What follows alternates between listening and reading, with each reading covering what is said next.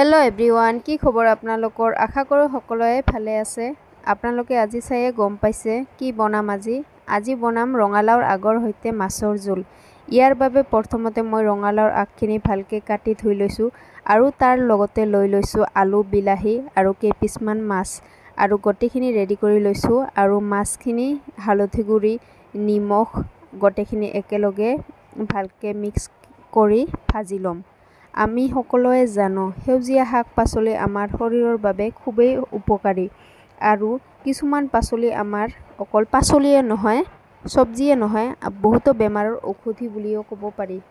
যিসকলৰ ডায়াবেটিস আছে তেওঁলোক এই পাচলিবিধ খালে বহুতো উপকাৰ পাব পাৰি আৰু কিছুমান মানুহৰ গাত তেজ কম আছে তেওঁলোক এই পাচলি খালে বহুতো উপকাৰ পাব পাৰি আৰু চকুৰ প্ৰব্লেম আছে কিছুমানৰ হিহতে যদি এই পাচলি নিয়মিতভাৱে খায় হেতু সমস্যাও দূৰ হৈ যাব।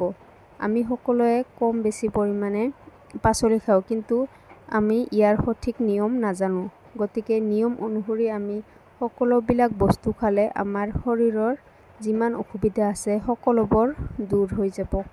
এইফালে আপোনালোকৰ লগত কথা পাততে আমাৰ চাওক মাছখিনি ভাজা হৈ গ'ল আৰু তেলখিনি গৰম দি তাত মই পিয়াজখিনি ভালকে ভাজি লৈছো আৰু তাত দি দিছো হালধি গুৰি মছলা গুৰি আৰু নিমখ।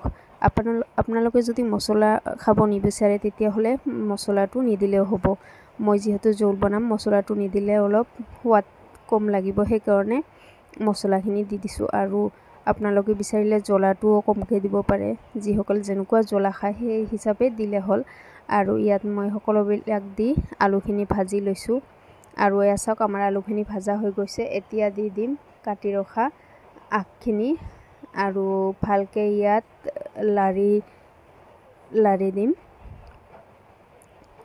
ভালকে লৰাই ইয়াত চাওক হয়ে গ'ল আমাৰ বহুতখিনি দেখা গ'লে ইয়াত কম হৈ গৈছে আৰু কাটি ৰখা বিলাহীখিনি দি দিম। আপোনালোকে বিচাৰিলে বিলাহীখিনি আগতেও দিব পাৰে আৰু বিলাহীখিনি দি অলপ ভাজি ল'ম। ভাজি লৈ ইয়াত পানী দি দিম আৰু ভাজি ৰখা মাছখিনিও দি দিম। এয়া আমাৰ ৰেডি হৈ গ'ল শাকৰ আঞ্জা। ভিডিঅ'টো কেনেকুৱা লাগিল জনাব। আজিৰ ভিডিঅ'টো ইমানেই। Bye bye.